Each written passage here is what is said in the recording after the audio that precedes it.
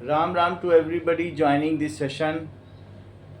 We are at chapter number 12, Bhakti Yog, verse number 13. हम 13वें श्लोक में हैं भक्ति योग, जिसमें भक्त के लक्षण बताए गए हैं।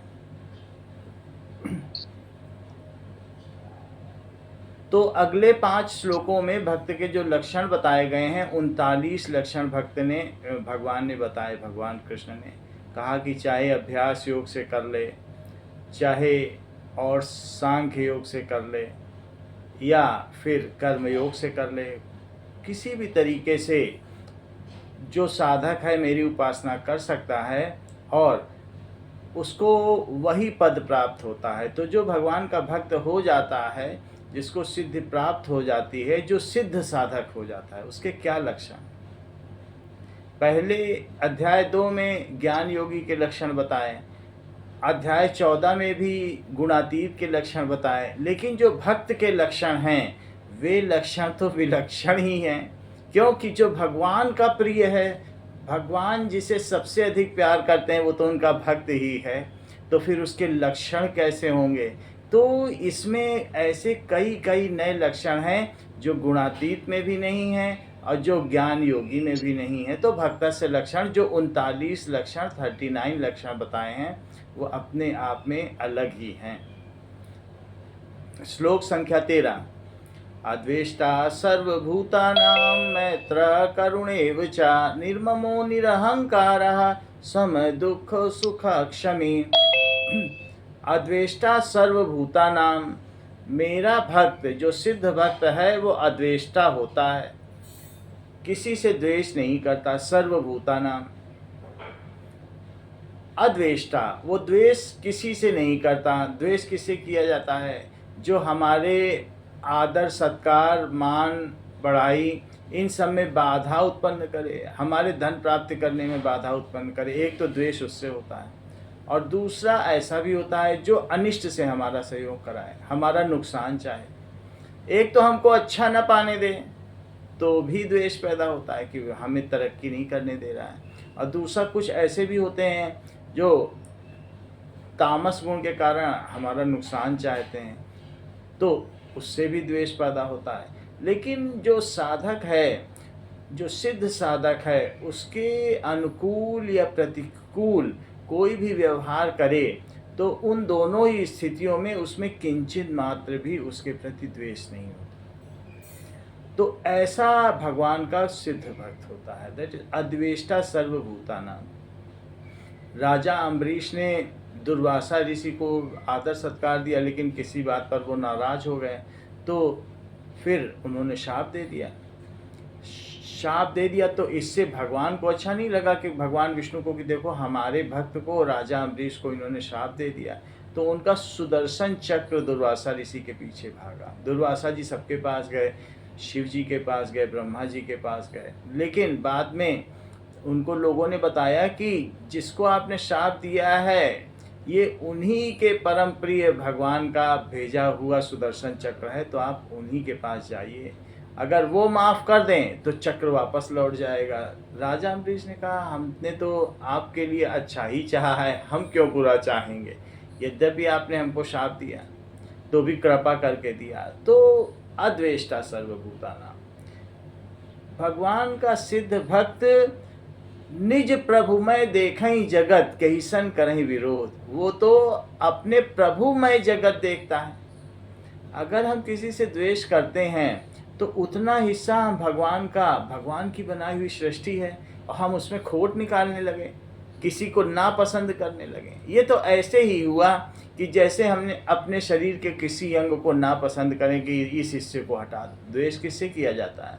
और जिससे भी किया जाता है उसको अपने से दूर रखा जाता है। तो क्या हम अपने शरीर के किसी हिस्से को अपने से दूर करना चाहेंगे? तो वैसे ही निज प्रभुमय देखी जगत, जो भगवान का भक्त है वो अपने प्रभु का बनाया हुआ सारा संसार, उन्हीं का पसारा देखता है। तो इस वजह से वो किसी से विरोध नहीं करता, वो भगवान को समग्र रूप से जैसा उनकी सृष्टि है, जैसे वे हैं वैसे का वैसा स्वीकार करता है, उसमें कुछ भी अदलना या बदलना नहीं चाहता है। आते आते कोई भी घटना हमारे जीवन में आती है तो वो वैसे का वैसे स्वीकार कर लेता है, सहर्ष से स्वीकार कर लेता है, उसमें विशुद्ध समर्पण होता है। जैसे प्रभु सुहृदम सर्वभूता नाम है, वैसे ही भगवान का भक्त सुहृदम सर्वदेही नाम होता है। सभी प्राणियों को प्यार करने वाला होता है, क्योंकि उनमें वो भक्त भगवान का ही अंश देखता है। अद्वेष्टा सर्वभूता नाम, सभी प्राणियों से वे द्वेष रहित रहता है और बाहरी परिस्थितियों से उसका ये जो लगाव है, बाहरी परिस्थितियों की वजह से उसमें किसी में द्वेष उत्पन्न नहीं होता कि ऐसा कर दें तो हम चैतन्य महाप्रभु में द्वेष उत्पन्न कर देंगे। वो सहर्ष, इवन जानवरों में, सिंह में, सब उनके पास आके नतमस्तक हो जाते हैं, उनमें आमूल चूल परिवर्तन आ जाता है। कितने किस्से आते हैं भगवान बुद्ध के सामने, मीरा के सामने, तुलसी के सामने। अकबर भी अपनी जो नीति बदल देता है तुलसीदास जी के सामने, तो वो सब में द्वेष रहित होता है। अद्वेष्टा सर्वभूता नाम, यदि ये पहली शर्त है, जो भक्तस्य लक्षणम की पहली शर्त है या पहली चिन्ह है, अगर जो भगवान का भक्त है तो वो किसी से द्वेष नहीं करेगा। ये हम साधकों के लिए भी पहचान है कि हम कितने द्वेष रहित हो रहे हैं। हम साधक हैं और जो भगवान का भक्त है वो सिद्ध साधक है, तो ये पहचान है। हम इससे अपनी तुलना करें कि क्या हम किसी से या किसी घटना की वजह से, प्रतिकूलता की वजह से कहीं किसी से द्वेष तो नहीं करते। तो भगवान का भक्त अद्वेष्टा है।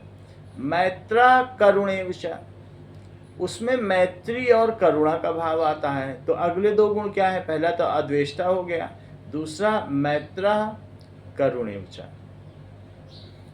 उसमें मित्रता और करुणा का भाव रहता है। मित्रता किससे उसमें रहती है? जो हमसे ऊंचे हैं, जो जीवन में सफल हैं, और दूसरे वो जो साधक हैं, भगवान के भक्त हैं, उन सभी के, संत जनों के साथ, दो लोगों के साथ वो मैत्री करता है। और करुणा किससे करता है? करुणा जो अभी छोटे हैं, अभावग्रस्त हैं, उनसे करुणा करता है। और दूसरा किससे करुणा करता है? जो उसका अहित चाहते हैं, उनसे भी करुणा करता है। पतंजलि योग सूत्र में 4 चीजें बताई थी। मैत्री, करुणा, मुदितोपेक्षारम। पतंजलि योग सूत्र में बताया गया है कि मैत्री उनसे करो जो संत जन हैं, मुदिता उनको देखकर करो जो अमीर हैं। अमीरों से मैत्री नहीं हो सकती है। मुदिता करो उनको देख के, खुश हो, अमर्ष ना करो, खुश हो। मैत्री, करुणा, मुदितोपेक्षारम। और करुणा किससे करो? करुणा उनसे करो जो अभावग्रस्त हैं, अभी जिनको जीवन के लिए संघर्ष कर रहे हैं। और उपेक्षा किनसे करो? जो हमारा अहित चाहते हैं। ऐसा करोगे तो शांति होगी। लेकिन जो यहाँ पर भगवान के भक्त के लक्षण बताए हैं, वहाँ पर तो वो किसी से उपेक्षा करता ही नहीं है। वो समग्र रूप से भगवान की सृष्टि को स्वीकार करता है, यद्यपि उसका उससे लगाव नहीं होता, कोई अपेक्षा नहीं रहती है। जो आता जा रहा है वो वैसे का वैसा वो स्वीकार करता जाता है। तो भगवान का भक्त मैत्रः करुणेव च, मित्रता करता है अपने से धनी लोगों के साथ, मन में मैत्री रखता है। उसको कुछ उनसे पाने की इच्छा तो है नहीं, पर मित्रवत व्यवहार करता है। अगर वो मिल जाते हैं तो मित्रवत व्यवहार करता है। और साथ में संत जन मिल जाते हैं तो उनसे मित्रवत व्यवहार करता है। खुशी होती है उसमें कि श्री हो या शारदा हो, कुछ किसी को कुछ भी मिला हो तो ऐसे नहीं मिल जाता है कि किसी को बहुत ज्ञान है या किसी को बहुत संपत्ति मिली हुई है, ऐसे सांसारिक सुख भी नहीं मिलते हैं। जरूर उसमें ऐसे लोग दानी होते हैं, बहुत बहुत अच्छे गुण होते हैं, यानी सात्विक गुण उनमें लबरेज होते हैं, लबालब तभी मिलता है। तो वो ये देखता है कि ये जितने भी गुण इसे मिले हुए हैं, जो अच्छे लोग हैं, वो किसी न किसी अच्छे कर्मों की वजह से मिले हुए हैं, इसलिए वो उनसे मैत्री करता है। क्योंकि श्री शारदा ये सब तो भगवान की चेरी हैं, अनुगामिनी हैं। ये जहाँ जाती हैं तो पीछे, फिर पहले ये पहुँच जाती हैं, फिर भगवान भी पीछे पीछे आ जाते हैं। तो ये सूचिका हैं एक तरीके से संदेश वाहिकाएँ हैं कि भगवान आ रहे हैं। तो इसलिए वो उनसे मैत्री करता है, संत जनों से मैत्री करता है। संत जनों से तो मैत्री करता है, जैसे दो दिए मिल जाए जलते जलते तो वे एक दूसरे का नीचे का तल्ले का अंधेरा दूर कर देते हैं। तो संत से मैत्री करता है। जैसे कि हनुमान जी और विभीषण मिले तो वो अपनी अपनी बातें कहते थे, और अपनी तो बाद में कहते थे बहाने से, भगवान की बात वहाँ हो रही थी। तो एक दूसरे के साथ कि प्रात लई जो नाम हमारा, तही दिन ताही न मिलई हमारा, सो असमय अधम सखा सुन मोहू पर रघुबीर। मुझ पर जो मैं ऐसा अधम है, और कीनी कृपा सुमिर गुण भरे विलोचनी। मुझ पर कृपा कर दी, जो मेरा नाम लेता है उसको उस दिन आहार नहीं मिलता, मैं ठहरा बंदर, और मेरे पर भी कृपा कर दी। और तो इसलिए तुम क्षुब्ध मत हो मित्र, और भगवान तो सब पर कृपा करते हैं, तुम पर भी कृपा करेंगे। तो इस प्रकार से सुमेर गुण ग्राम, तो उन्होंने भगवान के गुणों की चर्चा शुरू कर दी, अपनी तो बात छोड़ दी पीछे। तो एक दूसरे को दिलासा देते हुए ऐसे ही जो सिद्ध भक्त होते हैं, सिद्ध साधक होते हैं, वो मित्रवत व्यवहार करते हैं। संत के मिल जाने पर जो भगवान की ओर लगा है उनसे भी मित्रवत करते हैं, और जिनको श्री और शारदा प्राप्त हैं उनसे भी मित्रवत व्यवहार करते हैं। मैत्रः करुणेव च, मित्रता तो वो इनसे करते हैं। फिर करुणा किससे करते हैं? करुणा उससे करते हैं जो दुख में है, अभाव में है, मानसिक अभाव में भी है। कई बार ऐसा भी होता है कि हमें पता ही नहीं चलता, हम उनके साथ अनुकूलन नहीं बैठा पाते, हम उनके साथ ट्यूनिंग नहीं बैठा पाते। जो हमारी घटनाएं हैं चारों तरफ, उनके साथ मिस ट्यून्ड हैं। हम हमेशा ये सोचते हैं कि ऐसा हो जाता तो वैसा हो जाता, अच्छा रहता। हम सिलेबस बदलने के चक्कर में ज़्यादा रहते हैं। तो जो स्टूडेंट अपनी जो पाठ्य पुस्तक मिली है उसको नहीं पढ़ता, सिलेबस बदलने के चक्कर में है। तो ये तो this is a school of master of evolution, and we have opportunity to get admission in it. हमको तो यहाँ पर विशेष अधिकार के तौर पर इसमें एडमिशन मिला हुआ है, प्रवेश मिला हुआ है, और हमारे विकास के अधिष्ठाता का ये विद्यालय है। तो हमें जो मिला है, जो परिस्थिति मिली है, उसे स्वीकार तो करें। जब स्वीकार करते हैं तो हमारी पढ़ाई शुरू होती है, तब वहाँ से हम सीखना जानते हैं। और अच्छे बच्चों को तो सीखने में भी आनंद है, उन्हें स्कूल में मज़ा आता है, उनको सज़ा नहीं लगती। तो जब वो अनुकूलन स्थापित हो जाता है, जब अंदर भगवान से योग हो जाता है, तो परिस्थितियाँ उसी ओर बढ़ाने वाली होती हैं। वास्तव में हमको आगे ले जाने के लिए ही भगवान परिस्थितियाँ देते हैं। She is not a tyranny teacher, वो एक ऐसी खतरनाक अध्यापिका नहीं है जो भगवान है। वो हमारे लिए हमको कंपैशनेटली आगे बढ़ाई जा रही है, and constantly pouring the compassion, the energy to us from our head. तो हमें उसे अनुभव करना चाहिए कि वो हमारे ऊपर अपना वरद हस्त रखे हुए। इस प्रकार से तो वो करुणा किससे करता है? जो भी परिस्थिति आती है, या जो दूसरे अभावग्रस्त लोग हैं, जो तालमेल नहीं बैठा पाए हैं, जिनका समंजन नहीं है, सामंजस्य नहीं है, उनके प्रति उसमें करुणा रहती है कि भगवान इसका भला करो, भगवान इसका भला करो। और जो उनके विरुद्ध भी हैं, कुछ ऐसे भी लोग होते हैं जो संतों से अपने स्वभाव की वजह से, तामसी गुणों की वजह से विरोध करते हैं। तो उनके प्रति भी, जो उनका अनिष्ट करना चाहते हैं, उसके प्रति भी वह करुणा रखता है। अद्वेष्टा सर्वभूतानां मैत्रः करुणेव च, उनसे वो करुणा रखता है। निर्ममो निरहंकारा, निर्ममो, हम लोगों में, साधारण साधकों में जो ममता रही, ममता किससे हम लोग नहीं करते। कुछ इस हद तक पदार्थों के प्रति ममता छूट जाती है, लोगों के प्रति, बंधु बांधवों के प्रति ममता छूट जाती है, फिर भी कुछ चीज़ों के प्रति तो ममता रहती ही है। जैसे ये मेरा मन है, मेरी इंद्रियां हैं, मेरी बुद्धि है, मेरा शरीर है, मेरी आत्मा है, और हम अपने मन बुद्धि को लगाकर अपने आत्मा को शुद्ध कर लेंगे, ऐसा करके ममता रहती ही है। यानी कुछ चीज़ों के प्रति छूट जाती है और कुछ के प्रति रहती है, जबकि ये सभी अपरा प्रकृतियाँ हैं। भूमिरापो नलो वायु खम मनो बुद्धिरेव च अहंकारितीयम में भिन्ना प्रकृतिरष्टधा। तो ये अपरा प्रकृति हैं, 8 प्रकृति। कौन कौन सी? क्षितिजल, पावक, गगन, समीरा और मन, बुद्धि, अहंकार। इन 8 प्रकृतियों में हम कुछ को तो छोड़ देते हैं, जो ज़्यादा स्थूल दिखाई पड़ती हैं बाहर से, तो उनको तो हम छोड़ देते हैं, चलो पदार्थों के प्रति ममता नहीं रहेगी, दूसरों के प्रति नहीं रहेगी। लेकिन फिर भी कुछ के प्रति रहती है कि मेरी बुद्धि से हम अपने इसको भगवान में लगाना है, अपनी बुद्धि को भगवान में लगाना है, अपने मन को। लेकिन जो सिद्ध साधक है, जो भक्त है, उसका तो निर्ममा वो मेरेपन का ही नितांत अभाव नहीं होता इन बाहरी चीज़ों में। वस्तुतः उसका अपने शरीर के प्रति, अपने बुद्धि के प्रति, अपने मन के प्रति और अपने अहंकार के प्रति भी उसका मेरापन का सदा भाव रहता है। जैसे राजा का बेटा अगर किसी और से मांगने चला जाए तो राजा को बहुत दुख होगा कि मेरा बेटा है और देखो ये दूसरे से मांगता फिर रहा है। तो वैसे ही हैं तो दोनों ही, जो परा और अपरा प्रकृतियां हैं, ये भगवान के पुत्र हैं।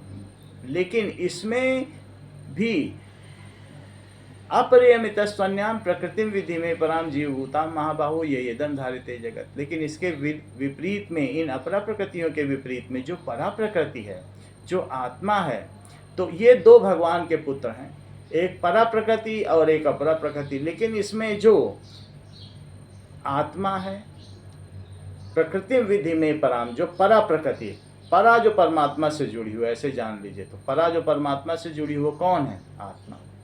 तो उस परा प्रकृति वो ज़्यादा श्रेष्ठ है, इन सबसे ज़्यादा श्रेष्ठ है। तो इसलिए हम अगर चाहें, ये बीच की कड़ी है आत्मा, चाहे तो इससे नाता जोड़ ले और चाहे तो अपने परमात्मा से नाता जोड़ ले।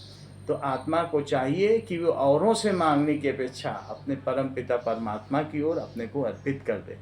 तो ऐसा जो होता है, जब हम मानते ही नहीं हैं किसी भी चीज़ को, तो हमारा अहंकार कैसे होगा? तो इस तरीके से जो सिद्ध साधक होते हैं वो ममता रहित होते हैं।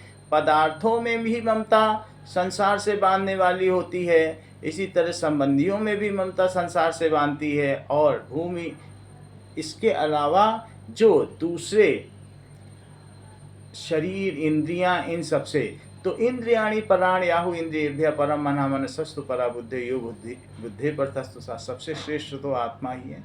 इंद्रियाणि पराणि याहु, शरीर से श्रेष्ठ इंद्रियां हैं। इंद्रियाणि पराणि याहु इंद्रियेभ्यः परम मनः, इंद्रियों से श्रेष्ठ मन है, क्योंकि वो और सूक्ष्म है। मन चाहे तो इंद्रियों को कहाँ ले जाए? रात को ले जाए जलेबी की दुकान में, शरीर भी चला जाएगा। और मन सस्तु परा बुद्धि, बुद्धि जिसकी अच्छी प्रकार से स्थापित हो तो वो मन के नहीं मानता, कहता अरे कहाँ जाना, शरीर खराब हो जाएगा मिठाई खाने से। तो बुद्धि स्थापित है तो कहीं जाने की जरूरत नहीं। और यो बुद्धि परतस्तुसा, और उनसे भी श्रेष्ठ कौन है? आत्मा। तो जो आत्मवान है, जो भगवान का भक्त है, वो संसार के सभी पदार्थों से, संबंधियों से तो ममता रहित रहता ही है, वो इस शरीर से भी ममता रहित रहता है, शरीर से भी उसका कोई लगाव नहीं रहता। वो भगवान के चरणों में, उसकी दृष्टि भगवान की ओर ही रहती है। तो अब ऐसा होता चला जाता है। कई चीज़ें हैं, जैसे एक होता है दृश्य, एक होता है दर्शक, एक होता है दृष्टा और एक होता है सिद्ध भगत। 4 अलग अलग कैटेगरी। दृश्य का मतलब क्या है कि हम खुद ही दृश्य बन जाएं, खुद ही मेकअप करते रहें, कहते हम दृश्य, हमें लोग देखें। कुछ स्त्रियां मेकअप करती रहती हैं, सोचती हैं कि हम दृश्य हैं, उनको इसमें ही आनंद है कि हम दृश्य बने रहें। ये बिल्कुल स्थूलतम चीज़ है संसार की, कि खुद दृश्य बन जाना। और एक होता है दर्शक, कि उसे देखने में अच्छा लगता है। एक है दृश्य, खुद दृश्य बनने में अच्छा लगता है, हम सबसे सुंदर हों, कहीं भी गेटअप जाएं पार्टी में तो सबसे सुंदर मेरा दृश्य, मुझे ही लोग देखें, मैं ही चलचित्र बन जाऊं। और दूसरा दर्शक कैटेगरी, वो उसको दिखाने में मज़ा नहीं, वो फिर देखने में उसको मज़ा आ रहा है। हाँ हाँ, देखो कितना अच्छा दृश्य है, कितना अच्छा, देखो वहाँ सीनरी कितनी अच्छी है। और तीसरा, जो दूसरे को देखे वो दर्शक, और जो खुद को देखे वो दृष्टा। तो तीसरी कैटेगरी कौन सी आई? तीसरी कैटेगरी आई, अब तीसरी कैटेगरी आ गई दृष्टा। तो वही दर्शक जब दूसरों से दृष्टि हटाकर स्वयं में स्थापित कर ले तो दृष्टा हो जाता है। दूसरे को देखने से क्या होगा, वो चित्र बदलते चले जाएंगे। अंदर अंतर का मंथन करता है, किसी भी घटना का अंतर निरीक्षण करता है कि हम पर इसका प्रभाव पड़ा तो कैसा पड़ा और क्यों पड़ा। तो जब हम अंदर देखने लगते हैं तब हम साधक की कैटेगरी में आ जाते हैं, हम दृष्टा हो जाते हैं, अपने अंदर आत्मनिरीक्षण कर रहे हैं चीज़ों को। तो बदली भी जा सकती हैं। अगर बीमारी का पता हो, सिंड्रोम पता हो कि इसका सिम्टम क्या है, तो बीमारी फिर ठीक होने लगेगी। तो साधक क्या करता है, दृष्टा होता है। लेकिन एक चौथी कैटेगरी है कि जो भगवान की ही ओर दिखने लग जाए, तो फिर वो चौथी कैटेगरी आ जाती, दृष्टा से भी ऊपर उठकर वो सिद्ध भक्त की आ जाती, भक्तस्य लक्षण। फिर वो अपने को भी नहीं देखता है, अपने में भगवान को देखता है। वो उसका देखने का नजरिया अब आत्म तक ही सीमित नहीं है। जबकि जो ज्ञानी भक्त हैं उन वो सब अपने में निरीक्षण करते हैं, अंदर देखते हैं, आत्मा को देखते हैं। वो उससे बियॉन्ड चला जाता है, वो अब भगवान की ओर देखता है कि निज प्रभु मैं देखई जगत के ही संग करें विरोध। वो किससे विरोध करेगा, सबको, सब तरफ तो भक्त को भगवान ही भगवान दिखाई पड़ते हैं। तो इस प्रकार से ये दृष्टि अधिक उत्तम यहाँ पर दिखाया गया है। निर्ममो, जो ममता रहित है। ममता उसमें प्राणियों से भी नहीं रहती और किसी से भी नहीं रहते, अपने शरीर से भी नहीं रहती। ऐसी स्थिति में अगर सिद्ध भक्त में बहुत अच्छे अच्छे सात्विक गुण आते चले जाएं, देवी संपदा के गुण उतरते चले जाएं, भगवान का तो भक्त है ही, भगवान की तो बहुत अधिक कृपा होगी, तो उसमें गुण उतरते ही चले जाते हैं। जितना उसकी लेने की क्षमता होती है, कैपेसिटी के हिसाब से लबरेज हो जाता है। तो ऐसा हो जाता है। अब जरा देखिए, निरअहंकार, तो वो कैसा होता है, निरअहंकार। निर्ममो निरअहंकारा। निरअहंकार, अगर मान लीजिए उसमें किसी भी तरीके से कुछ अच्छे गुण भी आ जाते हैं, ममता रहित हो गया या और भी दूसरे अच्छे गुण आ गए, लोगों में वो प्रेम से भरा हुआ है, मुदिता है, क्षमाशील है, तो भी वो इन गुणों को अपने में, जो आली ज़र्फ हैं कम ज़र्फ से यूं झुक के मिलते हैं, सुराही जिस तरह लबरेज कर देती है पैमाना। जो बड़े लोग हैं वो छोटे लोगों से ऐसे मिलते हैं कि जैसे बड़ी सुराही बड़ी होती है, पैमाना होता है छोटा, तो सुराही जरा सा झुके नहीं कि पैमाना लबालब भर जाए।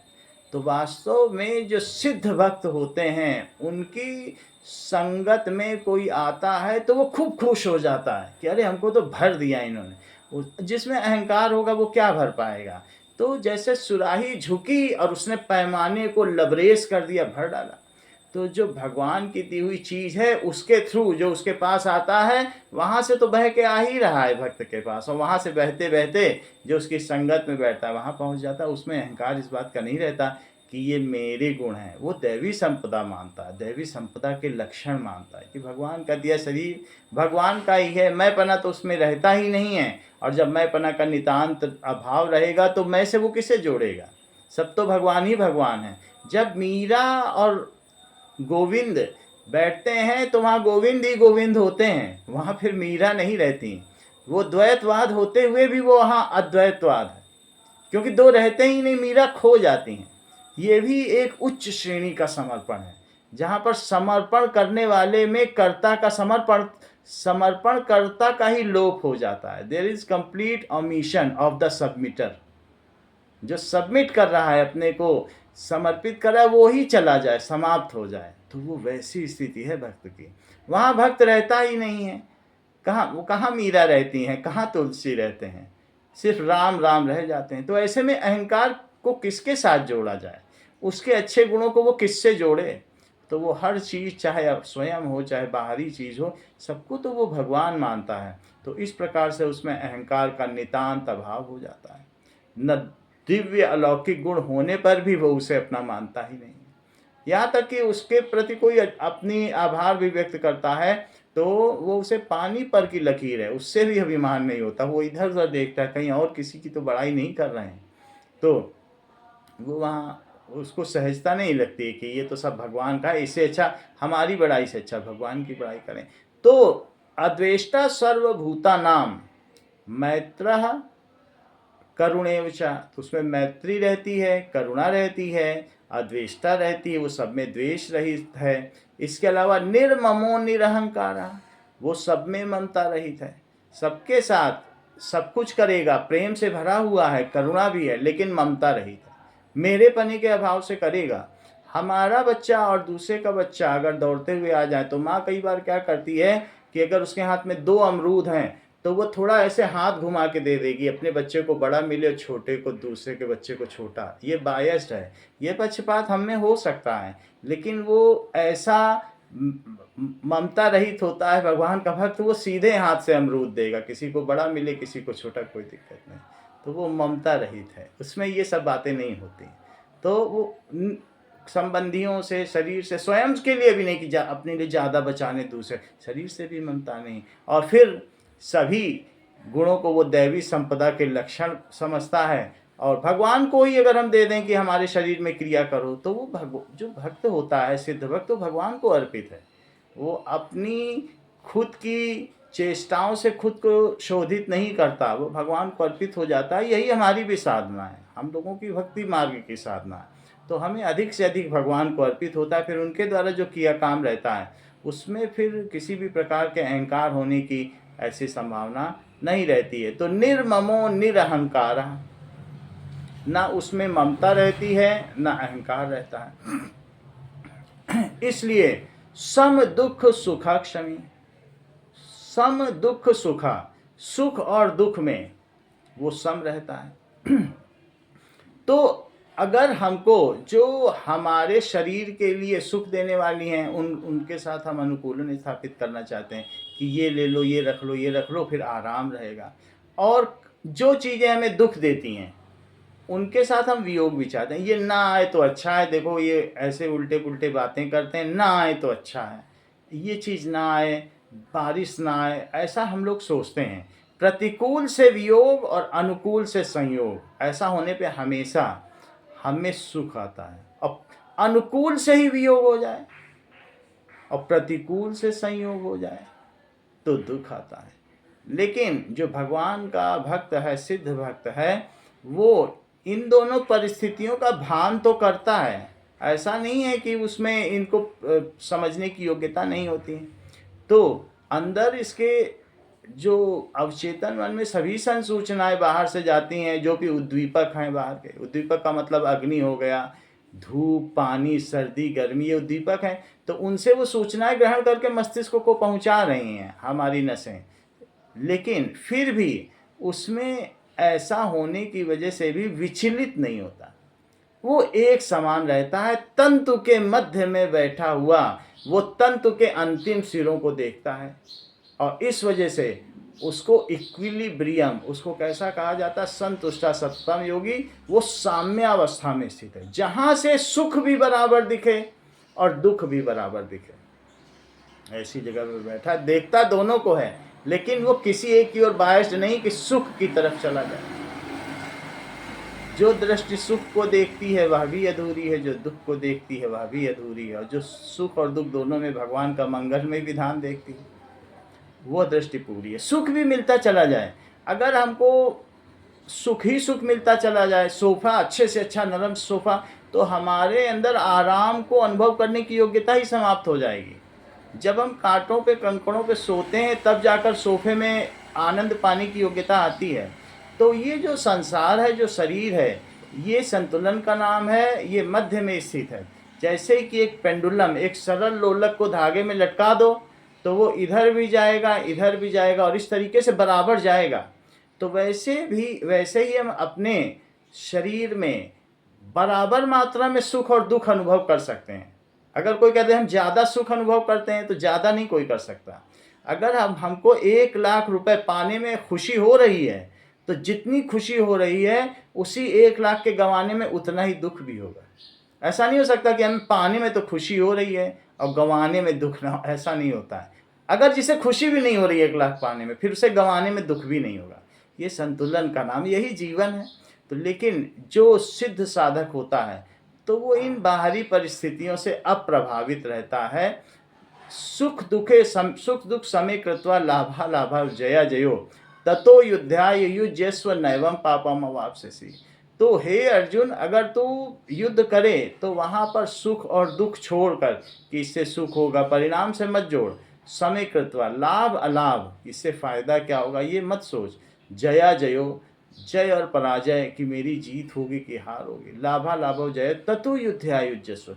अगर इस प्रकार से तू अपने नित्य कर्मों में जो सांसारिक कामों में जहाँ भगवान ने तुझे रखा है काम करेगा, नैवम पापम अवाप्स्यसि तो तब तू कभी पाप को प्राप्त नहीं होगा। तो इस प्रकार से हम जहाँ पर हैं वहाँ पर इस अभिप्राय को लेकर, इस उद्देश्य को लेकर आगे बढ़ें कि सुख और दुख के लिए जीवन नहीं मिला है, ये बराबर मात्रा में आते जाएंगे। तो इनसे हमें कम से कम अप्रभावित होना है, विचलित होना है, न सुख से बहुत अधिक उसी में लग जाना है और दुख से वियोग भी नहीं करना है, क्योंकि सुख दुख के साथ ही है। वरना एक राजा आराम गद्दी में बैठेगा, उससे पूछो कि सुख क्या है तो वो बता भी नहीं पाएगा। जिसको सिर्फ जीवन जीवन मिलता हो, मृत्यु कभी आती ना हो, ऐसे ग्रह के लोग, उनसे पूछो जीवन क्या है, उनको मालूम ही नहीं होगा जीवन क्या है और इसकी कीमत क्या है। तो दुख के साथ ही जहाँ गहराई हो गई वहीं ऊंचाई का पता चलता है, और जहाँ सब पहाड़ी पहाड़ हो तो फिर ना वहाँ ऊंचाई ना गहराई, वहाँ फिर कैसे पता चलेगा। तो बोले अर्जुन से श्री भगवान, सुनो गीता का ज्ञान, सुनो गीता का ज्ञान, सुख दुख हानि लाभ दोनों में जो सम है, पाने में न हर्षित न खोने का गम है, योगी द्वंद्वों में रहता समान, यह गीता का ज्ञान, यह गीता का ज्ञान। सम दुख सुखा, यहाँ फिर आगे बताया है निर्ममो निरहंकारा सम दुख सुखा। उसमें जो दुख और सुख उत्पन्न करने में जो हेतु हैं उनके प्रति भी उसमें अनुकूलता या प्रतिकूलता नहीं होती। यानी सुख दुख उत्पन्न करने वाले जो कारण हैं, जो संसार जनित हैं, उनसे उनके प्रति भी उसमें न अनुकूलन न प्रतिकूलन है। तेरी रजा इरशाद हो और तेरी खुदाई के सामने शिकवा न कोई सवाल हो। मरहबा क्या कमाल हो, कुछ भी घटना आती है तो नाभि से निकले मरहबा, मरहबा नाभि से निकलता है। कुछ भी हो, बच्चे का जन्म हुआ मरहबा, बच्चे की मृत्यु हुई मरहबा।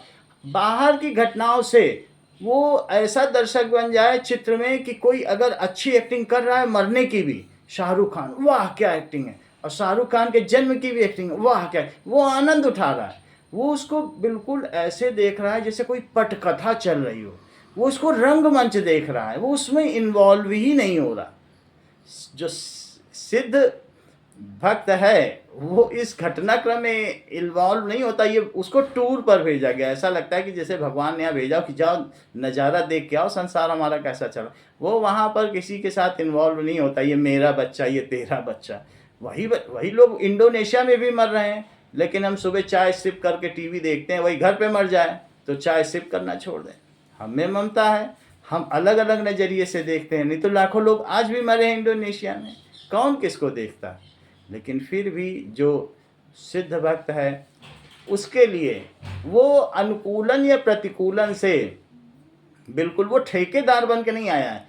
और ठेकेदारी बन करके भी हम कर भी क्या लेंगे, बहुत बड़े ठेकेदार बनते हैं तो बदल दे परिस्थितियों को, चलाने वाला तो भगवान ही है।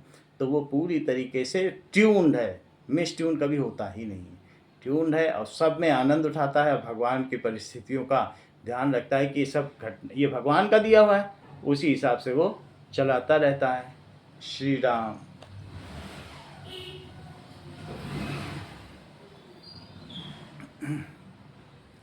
कौन भजन बोलेगा? बेटा राम राम राम राम राम राम मसी। बहुत भैया गहराई पे, आप तो इस बार बहुत गहराई पे बोल रहे भैया, सुनने से लगता है कितना आनंद आ रहा है, शब्द ही नहीं है। कितने उदाहरण दे डाले आपने, राजा का बच्चा इधर उधर मांगता है, राजा से नहीं मांगे, कितना बुरा लगे। एक एक बातें अगर सब उतर जाए जीवन में। दीदी चरण पर, दीदी राम राम राम राम राम राम राम। और जो बाल भैया तो बहुत अच्छी लगता है, वो दोनों सिरों को समान देखता है, ये बहुत अच्छी बात है। तंतु के मध्य में स्थित जो व्यक्ति है वो धागे के बीच में है, वो दोनों दूरी को, एक किनारा दूसरे किनारे को, दोनों को समान देखता है। साधक मध्य में सम रहता है, और दोनों सुख दुख को समान देखता है। बहुत बातें बताई हैं, बहुत ज्यादा समय नहीं लेंगे, भजन का समय हो रहा है। बहुत अच्छा बताया, बहुत अच्छा होता है, गीता जी, बहुत सुंदर। हाँ गीता जी आप भी, आपने भी अच्छा बोला सुबह।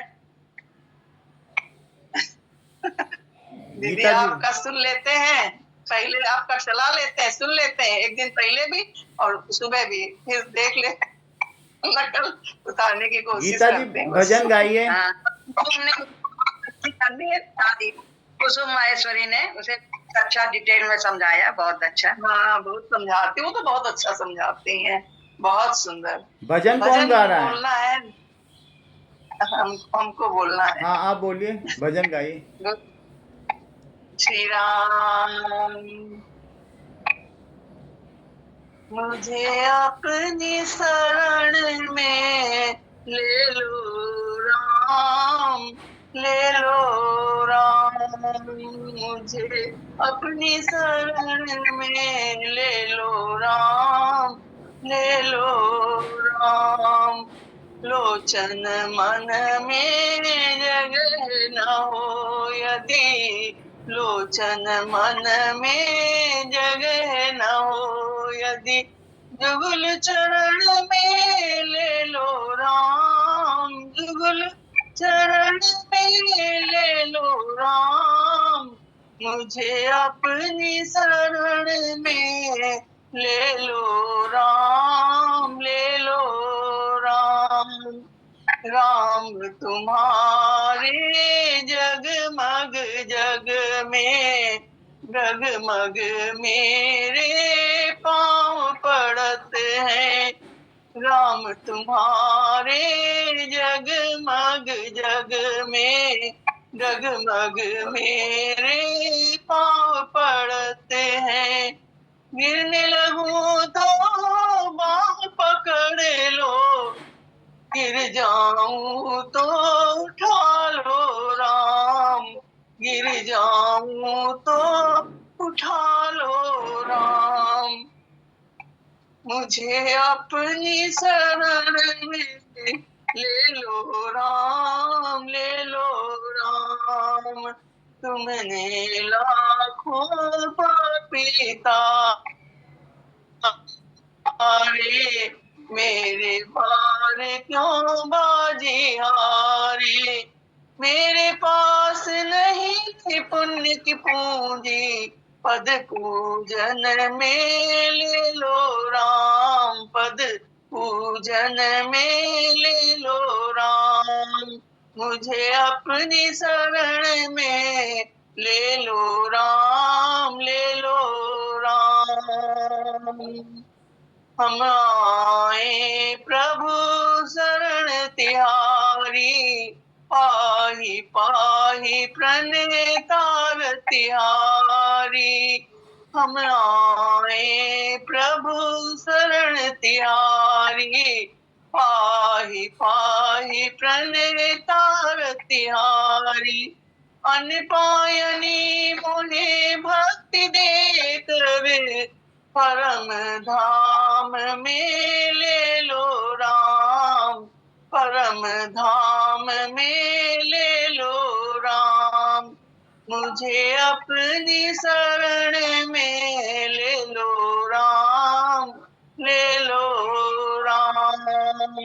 लोचन मन में जगह न हो यदि, जुगल चरण में ले लो राम, ले लो राम। श्री राम। बहुत अच्छा गाया, ये भजन हमें बहुत अच्छा लगा। एक लाइन छोड़ दी, टाइम हो गया था। श्री कोई बात राम। सर्वे भवन्तु सुखिनः, सर्वे सन्तु निरामयाः, सर्वे भद्राणि पश्यन्तु मा कश्चित् दुःखभाग् भवेत्। न तोऽहं कामये राज्यं न स्वर्गं न पुनर्भवं, कामये दुःखतप्तानां प्राणिनामार्तनाशनं। त्वदिष्टं भवतु गोविन्द, त्वदिष्टं भवतु गोविन्द, न तु मदिष्टं न तु मदिष्टं, पाहि मां रक्ष मां। तेरी इच्छा पूर्ण हो मां, हम सब तेरी शरण में, अपने चरणों की भक्ति दो। श्री राम।